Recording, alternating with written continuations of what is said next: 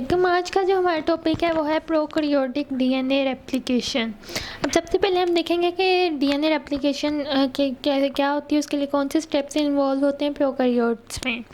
अब सबसे पहले क्या होता है कि डीएनए रेप्लिकेशन में हमारे पास सेमी कंजर्वेटिव रेप्लिकेशन होती है। मतलब कि हमारे पास एक पेरेंटल डबल स्ट्रैंडेड डीएनए होता है, जिसमें से हम दो डॉटर डीएनए बनाते हैं, डॉटर स्ट्रैंड्स बनाते हैं। दो न्यू स्ट्रैंड सिंथेसाइज होती हैं। वो कैसे होती हैं कि उन दोनों डीएनए में एक एक स्ट्रैंड पेरेंट से होती है और एक न्यूली सिंथेसाइज स्ट्रैंड होती है। अब उसकी मैं आपको एक डायग्राम दिखाती हूँ, दैट इज़ हेयर।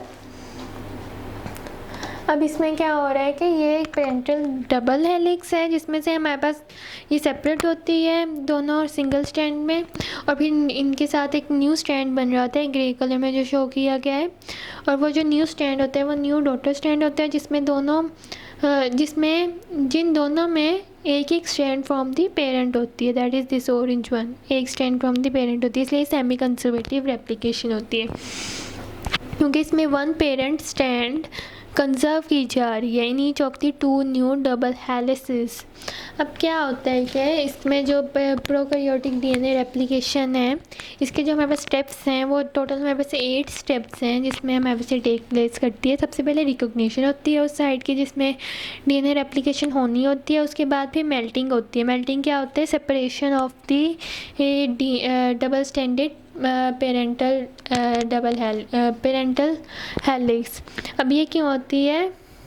ये इसलिए होती है क्योंकि हमारे पास जो पॉलीमरेजेस होते हैं ना, वो सिंगल स्टैंडर्ड डीएनए पे एक्ट करते हैं। वो कहते हैं कि डबल स्टैंडर्ड डीएनए में हमने डबल स्टैंडर्ड जो डीएनए होते हैं ना, उस पर उन्होंने एक्ट नहीं करना होता, उन्होंने सिंगल स्टैंडर्ड डीएनए में एक्ट करना होता है। इसलिए मेल्टिंग होती है, सेपरेशन होती है। दैट इज, सबसे पहले मेल्टिंग होगी, फिर सेपरेशन होगी, और फिर सेपरेशन को स्टेबलाइज करने के लिए हमारे पास एक स्टेप होता है, जिसमें हम ये तो नहीं कि अब हम पीछे से सेपरेशन करवा के आगे जा रहे हैं, तो वो जो पीछे सेपरेशन हुई थी, अब जैसे यहाँ पे सेपरेशन करा के हम आगे चले गए हैं डीएनए के रेप्लिकेशन में, तो ये पीछे वाली बंद होती रहे। ऐसे नहीं होना, वो खुली रहेगी, वो अनवाइंडेड ही रहेगी तब तक कि उसमें डीएनए नहीं बन जाता, न्यू डीएनए स्टैंड नहीं बन जाती, तब तक वो खुली रहे। ये ना कि डीएनए स्टैंड बनने से पहले ही वो बंद हो जाए, इसलिए इसकी स्टेबलाइजेशन ज़रूरी होती है। अब उसके बाद क्या होता है? 5th स्टेप हमारे पास आता है न्यू स्टैंड की फॉर्मेशन, जो कि नया स्टैंड हमारे पास बनना होता है। अब नया स्टैंड बन गया, अब उसमें कोई मिस्टेक भी हो सकती है। अब उसकी भी तो चेकिंग ज़रूरी है। भला कोई मशीनरी भी काम कर रही हो, आपको चेक करना चाहिए कि भाई कोई मिस्टेक है कि नहीं।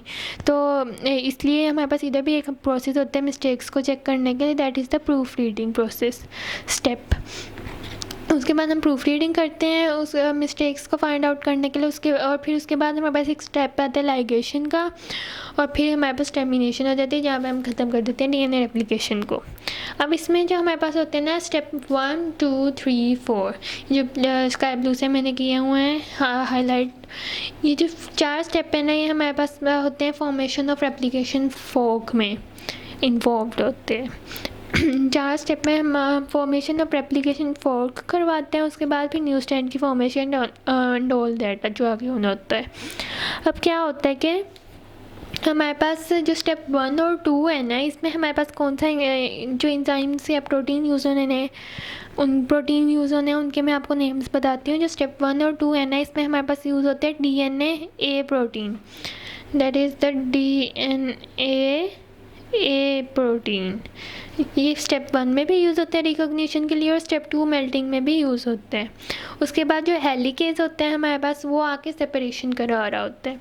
और फिर जो हमारे पास स्टेप 4 है स्टेबलाइजेशन ऑफ सेपरेशन की, सेपरेशन जो है वो दोबारा से, मतलब कि हमारे पास दोबारा से वाइंड ना कर जाए पुराने स्टैंड के साथ ही, इसलिए हमारे पास एक प्रोटीन आके लगती है, that is the single standard binding protein. ये हमारे पास आगे उसके साथ चिपकती है, जो कि फिर स्टेबलाइज कर देती है सेपरेशन को, और वो फिर दोबारा से वाइंड नहीं करती, वो अनवाइंडेड ही रहती है। यहाँ पे हमारे पास बन जाता है प्री प्राइमिंग कॉम्प्लेक्स।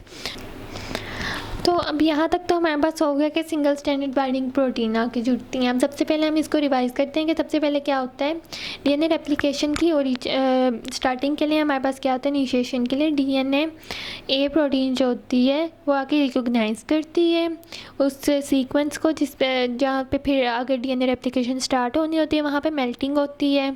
उसके रिज़ल्ट में फिर आके जो है हेलिकेज हमारे पास आके उधर डीएनए हेलिकेजेस आके हमारे पास उधर ज्वाइन करते हैं बाइंड टू दी डीएनए और नियर दी रेप्लिकेशन फॉर्क। और फिर वहाँ पे फिर वो जो है सेपरेशन करा देते हैं। सेपरेशन करवा अच्छा डी हेलिकेजेस को एटीपी भी रिक्वायर्ड होती है, वो एटीपी यूटिलाइज़ करते हैं बाय हाइड्रोलिसिस और वो अनबाइंडिंग कराते हैं एट दी रेप्लिकेशन फॉर्क।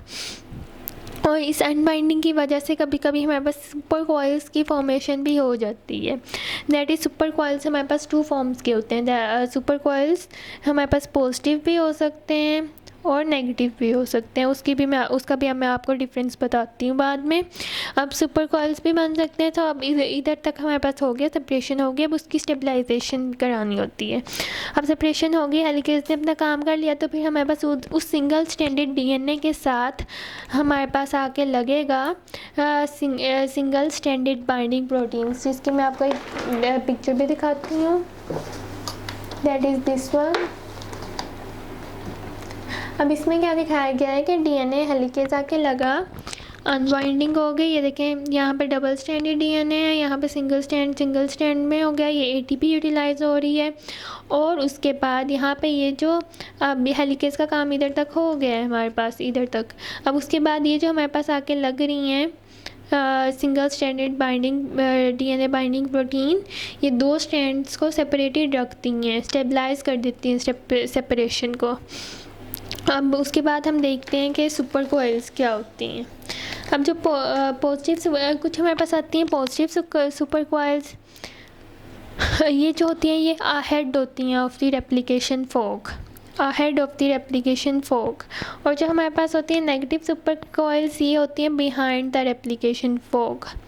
मतलब ये हेड होंगी और ये बिहाइंड होंगी। अब इनके बनने का भी हमारे पास प्रोसेस थोड़ा डिफरेंट होता है कि अगर आप एक कॉर्ड को लो, आप सोचो कि हम आपके पास एक टेलीफोन की तार हो जो कि होती है कुछ इस टाइप की। अब ये तार है ना, आपने इस सॉरी मैं आप जूम आउट करके दिखाती हूँ कि अगर आप एक टेलीफोन की तार लो, दैट इज़ वो कुछ इस टाइप की होती है। इस तरह की आप एक टेलीफोन की तार लो और आप उसके साथ आपने क्या करना है कि उसको आपने ट्विस्ट करना है। ट्विस्ट किस डायरेक्शन में करना है, जिस डायरेक्शन में उसके ये कर्ल्स होंगे ना पहले से कॉइल्स जो उसमें बने हुए हैं, उसी डायरेक्शन में आपने उसको ट्विस्ट करना है। अब उसी डायरेक्शन में आप उसको ट्विस्ट करोगे ना तो उसके अंदर और टाइटन हो जाएंगे वो सारे के सारे। और फिर एक पॉइंट ऐसा आएगा। अच्छा, अब आपने सिर्फ ऐसे नहीं करना, एक साइड से आपने उसको फिक्स कर लेना है। मतलब कि एक साइड से आपने तार को अपने हाथ में फिक्स करके पकड़ लिया, यहाँ से इधर से इसके ये सारे कॉइल्स हैं, ये कॉइल पे कॉइल पे कॉइल पे कॉइल, और यहाँ से आप उसको और टाइट करी जा रहे। तो एक पॉइंट आएगा कि वो जो कॉइलिंग हो रही है ना वो एक दूसरे के ऊपर ओवरलैप कर जाएगी। ओवरलैप करके मतलब जो पहले अब ये तो होगी टेलीफोन की तार, तो ये तो सिंगल स्टैंडर्ड थी, अब उसके ऊपर ही ओवरलैप होगी, वो तो आपको समझ आ रहा है। लेकिन आपने क्या करना है, इसी तार को आपने सपोज करना है कि डबल स्टैंडर्ड थी, मतलब कि ये कुछ इस टाइप की थी और इसको आपने इतना ओवरलैप किया कि वो इतना ट्विस्ट किया कि वो एक दूसरे के ऊपर ओवरलैप कर गई इन दी डायरेक्शन जिसमें उसके लूप जिस डायरेक्शन में थे उस डायरेक्शन में।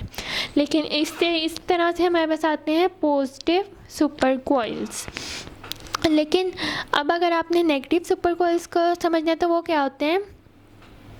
अब हमने इसी तार को लिया है, यहाँ से ये फिक्स है, ये फिक्स है, यहाँ पे फिक्स है, और यहाँ से आपने अब इसको क्या करना है, इसको ऑपोजिट डायरेक्शन में करना है।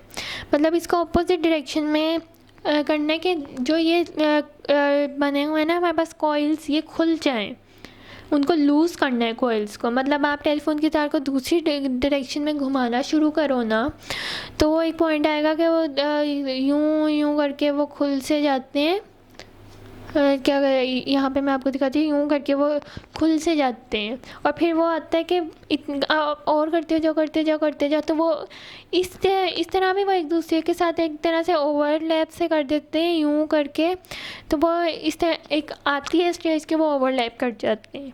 तो यहाँ पे ये सिंगल स्टैंडर्ड था, इसको डबल स्टैंडर्ड ही आपने सपोज करना है, उसको लूजनिंग साइड में आप लेके जाएंगे तो जो आपके पास सुपर कॉइल्स आएंगे वो होते हैं नेगेटिव सुपर कॉइल्स। ये बिहाइंड द एप्लीकेशन फोक होते हैं और ये हेड ऑफ द एप्लीकेशन फोक होते हैं। ये कॉन्सेप्ट होता है आपके पास सुपर कॉइल्स का।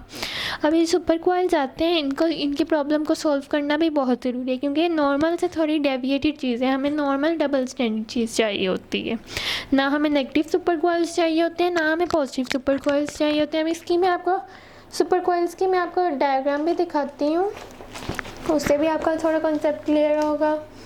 That is this one. अब ये जो हमारे पास है ना, ये डबल हेलिक्स डीएनए, उसके बाद ये हमारे पास स्ट्रैंड्स आ रही हैं, दोनों सेपरेटेड हैं और यहाँ पे ये हमारे पास बन गया पॉजिटिव सुपर कॉइल। ये डबल स्टैंडर्ड डीएनए से ही हमारे पास ये ओवरलैपिंग हुई है तो पॉजिटिव सुपर कॉइल बना है। ये होता है हमारे पास पॉजिटिव सुपर कॉइल। इसी तरह नेगेटिव सुपर कॉइल भी बन जाता है, उसकी हमारे पास इन्होंने ऐसे दिखाई नहीं हुई कोई डायग्राम, इसलिए यहाँ पे नहीं है उसका रोल। अब ये जो सुपर कॉइल्स बन जाते हैं ना, इसको सॉल्व करने के लिए हमारे पास टोपोआइसोमेरेसिस ग्रुप ऑफ एंजाइम आते हैं। दैट इज़, जिसको मैं आपको इधर बताती हूँ। तो इसकी प्रॉब्लम सॉल्व करने के लिए क्योंकि काफ़ी मेजर इश्यू है तो मेरे पास टोपोआइसोमेरेसिस आएंगे। टोपोआइसोमेरेसिस, अब ये भी दो टाइप के होते हैं, डीएनए टोपोआइसोमेरेसिस होते हैं। अब इसमें भी टाइप 1 होती है और हमारे पास टाइप 2 होती है। एक हमारे पास टाइप 1 हो जाती है, एक हमारे पास टाइप 2 हो जाती है। अब दोनों के अलग अलग फंक्शन है।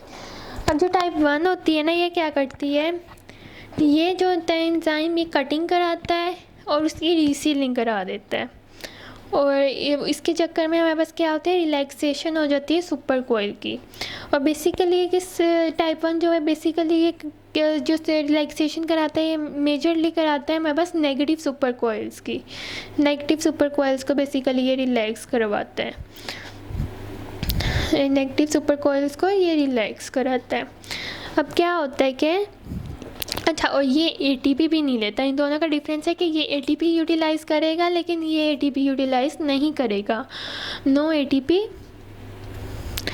और ये जो है ये एटीपी यूटिलाइज़ करेगा। अब जो हमारे पास आता है ना कि ये जो है एक निक बना देता है।